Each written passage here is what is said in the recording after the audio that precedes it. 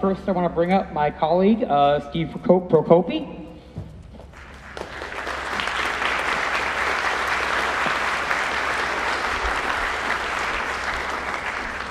And hello. The one, the only, Paul Schrader.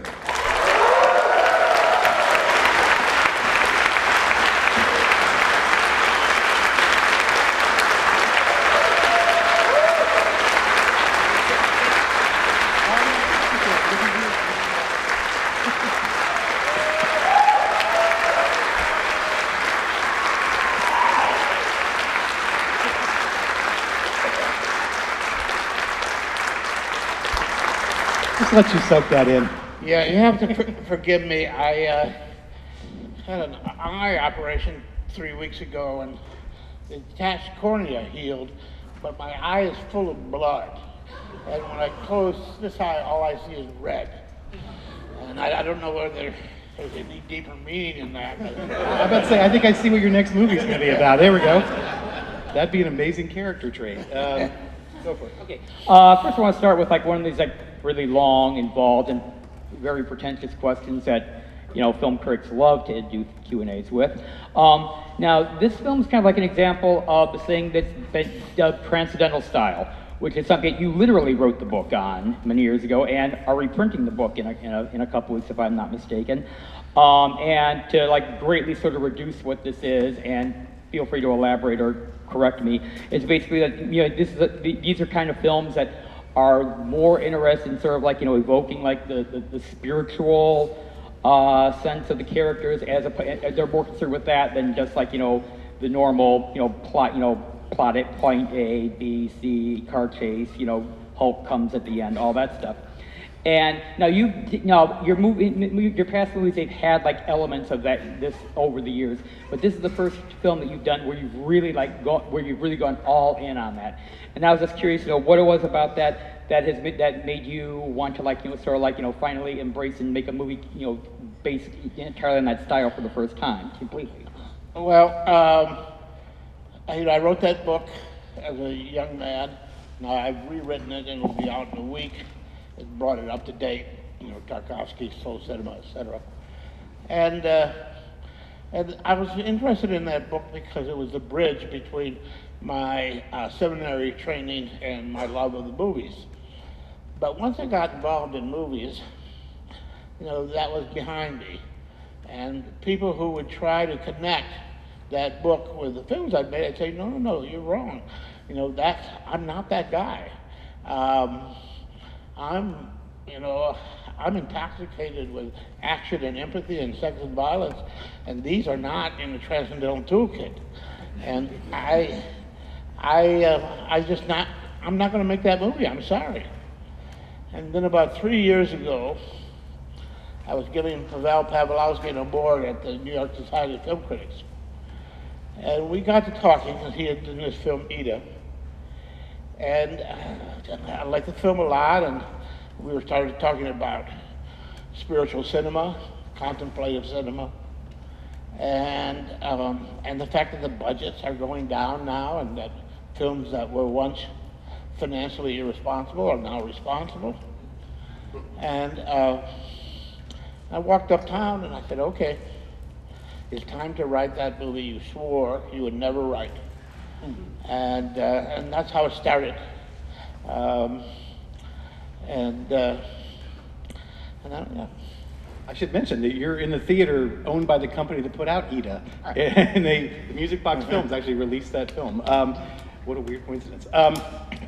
A lot has also been made about the environmental aspects of this and the discussions of the environment. And I'm wondering if you see an intersection between the spiritual and the environment. Well, certainly when you talk about Thomas Merton, there's an intersection. Humankind has been having a debate for around 10,000 years. And it's basically, why are we here? Where are we going? What's going to happen? But it was always a hypothetical debate. You and I would have the discussion, we would die, our children would have the discussion, they would die. Now, almost for the first time in human history, that debate is not so hypothetical. And we can now envision quite clearly, in fact, a world without our species. So that lends a kind of gravitas to that everlasting dorm room conversation about the meaning of life. And so that played a factor in the new existential kind of Bergman hero. But you have to be careful in a way not to make too much of it, because this guy he's sick. He has a sickness which Kierkegaard called the sickness unto death, angst, despair. And he's trying to deal with his sickness through writing a journal, through the liturgy of the church, through alcoholism. But he's running out of ways to deal with his sickness. I will write this journal for 1 year. And then he meets this kid, his surrogate son, who also has the sickness. But he also has another virus called environmentalism. And the kid dies, and the reverend catches his virus. And so then it becomes a kind of a question. Is he really an environmentalist, or is he simply using the sanctimonious environmental mantle to wrap around himself to justify his selfish, suicidal course? I can't answer that question. But it is a possibility that he just caught the virus and he's not really a believer at all. Now, when you're writing something like this, or in general when you're writing a screenplay that's not an adaptation or not like a biographical thing, how much of it do you have planned out before you write? For example, like when the ending of this film is absolutely extraordinary, but when you sat down to write, did you know exactly how it was going to end, for example? Well, I don't begin to write till I know everything. Screenwriting is part of the oral tradition, and if you can tell a story for 45 minutes to hold a person interested, you have a screenplay. And then you just outline it and outline it and outline it, and by the time you start to write, you have more or less an idea of what's going to happen on page 65 and a half. And so I usually know. The ending of this film, I was calculating which way to go. I started to sense 3 ways to go. And one was the Peckinpah ending, which would sort of be a combination of Wild Bunch and Zabriskie Point, which is he blows up the church and then for 4 or 5 minutes you see body parts in ultra slow motion floating around. And I thought, that would be really cool. That would freak people out. Please tell me you shot that at least. But it was also very expensive.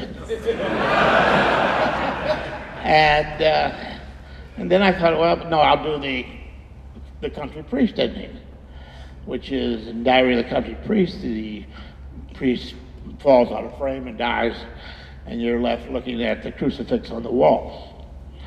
And then I was talking about this with Kent Jones, a friend of mine who runs the New York Film Festival. And Kent says, "Oh, you're going for the country priest ending." He said, I thought you were going to go for the Ordette ending. And as soon as he said it, I said, "Oh, the Ordette ending." Now, Ordette is a 1954 film by Carl Dreyer, in which it's a religious community. And there's a very attractive younger couple. And the guy has a brother who's crazy, who's the holy fool, who thinks he's Jesus Christ. And the guy wanders off and gets lost in a rainstorm, and as a result, the wife dies, trying to find him in the middle of the rain. And so now there's a funeral, and she's laid out, and the crazy brother walks in the middle of the funeral. And he says, "I've come back to raise her from the dead." And the the protagonist brother, just wants to throttle him. But his daughter says, "Why don't you let him try?" So he does, and she does. He raises her, she raises her up out of the coffin. And his reaction to seeing his wife raised from the dead is not in any way spiritual. He doesn't fall on his knees and say, "Oh my God, it's a miracle." It's totally carnal. All he wants to do is get his hands on that woman again, hold her, kiss her, caress her, just squeeze every moment of life in her. Fuck miracle. I've got my wife back. And so that was the ending. I said, yeah, we should do the Or Dead ending, where you just burst into the world of carnal feelings. And so that was that choice I made. But I can't see too well out here, but I'm going to ask a question that I've asked sometimes before. How many people in the audience think he's alive at the end of the movie? There's no hands. Maybe a couple. Very few hands. Well, usually it's about a third or half, actually, because you want to believe so much that in this happy ending, even though it's implausible. And I'm very happy with that reading of the film. I put it in there so that it could be read either way. Yeah. You mentioned the journal before, and you have some lead characters in your films that people have called God's lonely men, but a few of the characters that you've had in this lead in your films have a record of some sort of what they're doing. It's a great way to get narration in it. So, but I'm just wondering, and you've used it several times, and I'm just wondering, what do you like about that device? What do you want to hear the characters' thoughts in their own words? I love the narration. I love narration. I feel it's like intravenous feeding. Is that I'm telling you a story at the same time I've got a little tube in your arm. I'm shooting nourishment in there that you can't even taste. In fact, you don't even know I'm putting it in there. And so that kind of subterfuge and that kind of narration has to be written in a very calculated way. It has to feel beige. It has to feel beige. It has to feel like there's nothing there. How nice it is to ride a bike and all this stuff, but then underneath it is this stuff, real nourishment is coming in. And so I've always loved that device, and for me, one of the seminal moments, in 1969, I was a critic in Los Angeles, and I went to a screening of Pickpocket and reviewed it twice in a row, in fact. And two things happened to me while I was sitting there watching that film. One, and this is a film full of narration and everything, I didn't think it was possible for me to be a filmmaker. I was a film critic. I was living with a bunch of UCLA film students who were doing a biker film for Corman. I said, it was so day class A. I had no interest in that. And then I saw this film by Bresson. I said, gee, I could make a film like that. He writes in his journal, he goes out, commits a crime, writes in his journal, goes out, meets a girl, writes in his journal. Then 2 years later, I wrote Taxi Driver, which was that same story. And the other thing that happened to me during that screening, I got the gem of the idea to write this book on transcendental style of film. So that Tuesday morning at the Las Feliz Theater in Los Angeles in 1969, was my Paul on the road to Damascus moment. Okay, we're going to Peter ask one more question, but we're going to get a microphone up over here if we can. Start lining up. Oh, it's there? Okay, so start lining up if you want to ask a question. We got time for a few. We're running late. If you're good at the next movie, just deal with it. I think you're all fine with it, I'm guessing. Okay. But anyway, yeah, let Okay. Peter ask one more question, then we'll throw it to the Okay. audience. I wanted to ask you if you could talk a little about the visual style of the film. 'Cause, I mean, you've done many films over the years that have like this very very lush, very stylized visual style. You know, obviously like Gigolo, Cat People, and especially the last couple of movies you've done, like Dog Eat Dog and The Canyons, have had like these very excessive in many ways, but also in terms of visuals. And in this one, you have like this very spare, very chilly, and it's a very beautiful style. And I was just curious if you talk about that, and like also like working in the Academy ratio. When you decide to work on the quiet side, on the withholding side, on the contemplative, spiritual side, you get involved with withholding techniques. Now, movies are normally desperately needy. They, run right up to you. They grab you by the lapels. They show you pictures of beautiful girls in fast cars, and they play music all the time so you know how to feel at any given moment. And they say, "Love me, love me, love me." These kind of films don't do that. They go the other way. So when you get kind of interested in them, they sort of lean back. And now they're withholding stuff. They're withholding an editing pace that you expect. They're withholding coverage that you expect. They're withholding music that you expect. They're withholding foregrounding and depth of field elements. There's around 8 to 10 techniques of withholding that austere filmmakers use. Now, they all don't use the same techniques in the same ratios, but they all use them in one way or another. And so now, in this film, you're starting to look at withholding techniques. There are no over-the-shoulders. Nobody here in this room turned to his partner and said, there's no overs in this film.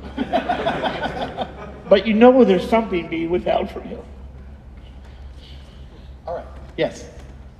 All right, great. Thanks so much for that movie. It was really great. And I think, for me at least, one of the most remarkable scenes was about probably a third of the way through, when Mary and the Reverend were laying really close to one another and listening to one another breathe, and then you have the room sort of dissolves.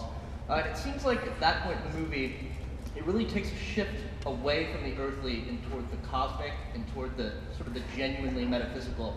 And I'm just wondering if you could speak about that scene particularly, and sort of more broadly about how you sort of take a metaphysical idea and visualize it in film. That's a good Thanks. question. I knew at the end of the show I was going to have to jump from the temporal plane to another plane. I would have to escape the bonds of reality. And so I wanted to foreshadow that in some way, and say to the audience, there's another world that runs right alongside this one. And we're pretending that that world doesn't exist. And we're not moving the camera, we're not panning, we're not tilting, we're not doing anything fancy. We're withholding all this stuff from you. But it's there nonetheless. And so I said, I should put in a scene that reminds the audience that it's there. And I quite literally, at my desk, thought to myself, what would Tarkovsky do? And I thought, well, Tarkovsky would have him levitate. That was his go-to position. Right, and it did sort of remind me of The Sacrifice in that And the mirror. And, and so I said, okay, let's have a levitation scene. Unlike Tarkovsky's, though, this man's mind is so infested with despair that he takes this Edenic experience and turns it into the last panel of the Garden of Earthly Delights, the underworld. Yep. Hello, Mr. Schrader. Great film. Thank you for that. My question was more to the beginning of the film. What really struck me was kind of, maybe it was where I was sitting, but the 4:3 aspect ratio and how the opening credits kind of evoked the classic films of the 30s and the 40s. And I was wondering if you could talk about what your thinking was behind that kind of opening. Well, the typography of the credits is from Voyage in Italy by Rossellini. And, this whole film is just all stolen from me. The secret of being a thief, AKA an artist, is you have to steal around. Because if you keep going back to the same 7-Eleven, they catch you. So you go to the 7-Eleven, you go to the gas station, you go to the floral shop, you go to that little hot dog stand that no one ever pays attention to. And eventually you steal enough stuff and people think you made it up yourself. And so, that's what we do. Now the opening of the film, I had initially planned, just static. And then we got that location, and I was looking at the location demanded, it just cried out for that long, slow move. And so then I said, well, rather than steal static shots from Ozu, I'll steal the opening of Silent Light from Carlos Regados. And that's where that was from. At some point in history, maybe some critic can make a version of this film where there's all something, where there's footnotes under everything, where everything is from. I've always liked credits up front in the movie because they're free time. Audience gives you a free 3-4 minutes, and they don't judge you by it. Now, we don't have credits in front of movies much anymore because now we're in the world where we have 30 or 40 different producers and we don't have time to have all those cards for all those fucking producers. And so they put the credits back at the end. So to get around that, I had to get the producers to agree to let me bundle their cards so I could do it more efficiently. And but that's free time up front in the movie, and you teach an audience how to watch a movie. That first 5 minutes, you teach them. Is this going to be a lot of fun? Is this going to be, should I take this seriously? Should I blah, blah, blah, blah.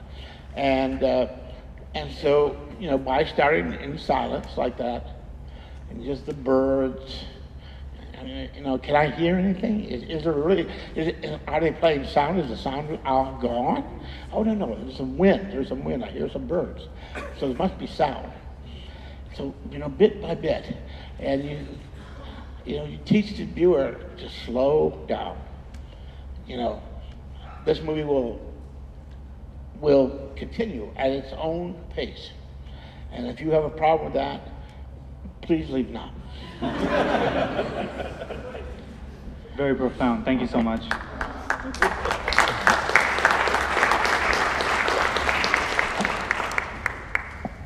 I just want to say I was extremely gratified to hear you mention Kierkegaard, because in the middle of this movie I had just read Fear and Trembling like 3 weeks ago and was thinking in the middle, like, this reminds me of Kierkegaard. And so I was like, okay, thank goodness I'm not a pretentious jerk, like that makes sense. I just wanted to ask, like, how the idea of faith and how he writes about faith and the way that, like, when you read what he writes, that, like, you can see his struggles are on the page. It's like a journal, and how that played into the making and writing of this movie, of how the main character is dealing with, struggling with understanding what is faith and what is my own delusions or what have you. Yeah, well, obviously that's a subject that exceeds the parameters of this situation. But I am, he talks about hope and despair, And, Camus once said, I do not believe, but I choose to believe. And that's a very interesting distinction in the world such as we live now. I don't know how we can have hope in this world, but we can choose to have hope. Thank you. Next. That's all I wanted to hear. Thank you. Probably be the last one. I think this is the last one. Good one. Yes. Oh, shoot. Okay. Hi, Maria. I was going to refer to my question that got me a free ticket tonight. And it has to do with how are you going to entice us and take us on the ride, which I took, spiraling down to the point where he will not self-implode. I'm sorry. Where you're not self-implode. How? And he didn't, and I believe you. So you did get me on the ride. So I think it's it's cool. My feeling is that they both died together. I mean, if they're gonna contact that close.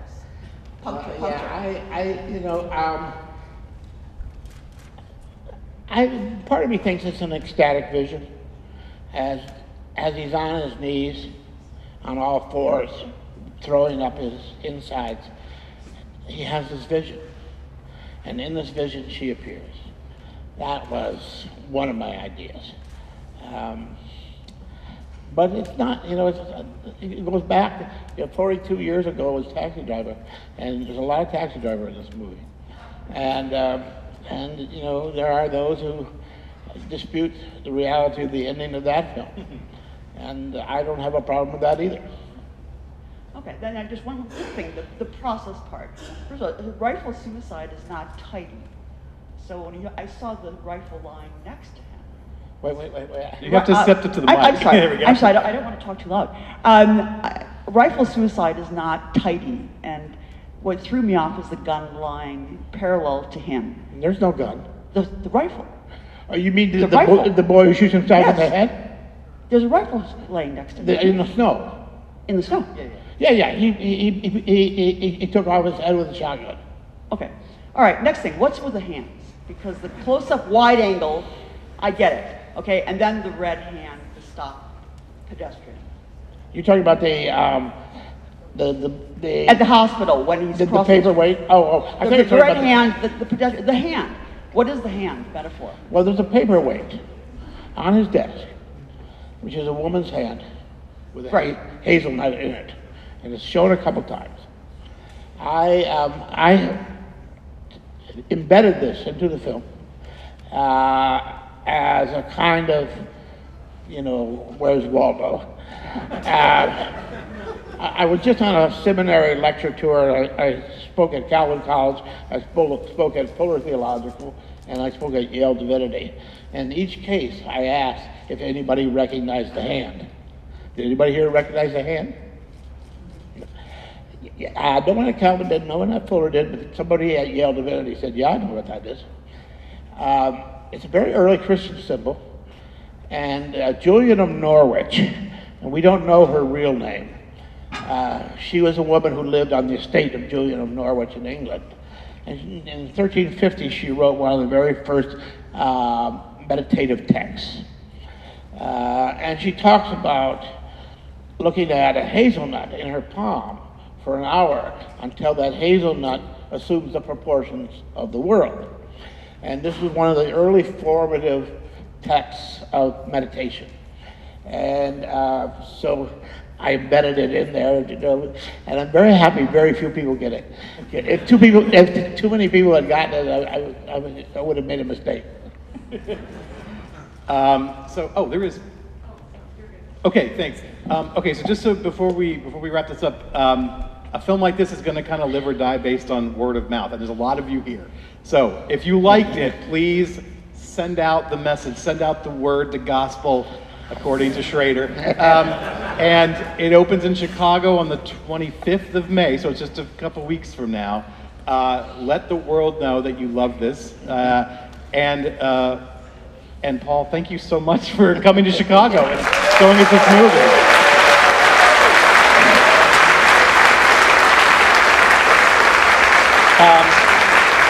So we have to get him out of here as quick as possible, and then get the rest of you out of here as quick as possible, because we're way late and we got another movie to show. And it's about Hal Ashby, and that's awesome. So I hope you're sticking around, but thank you so much.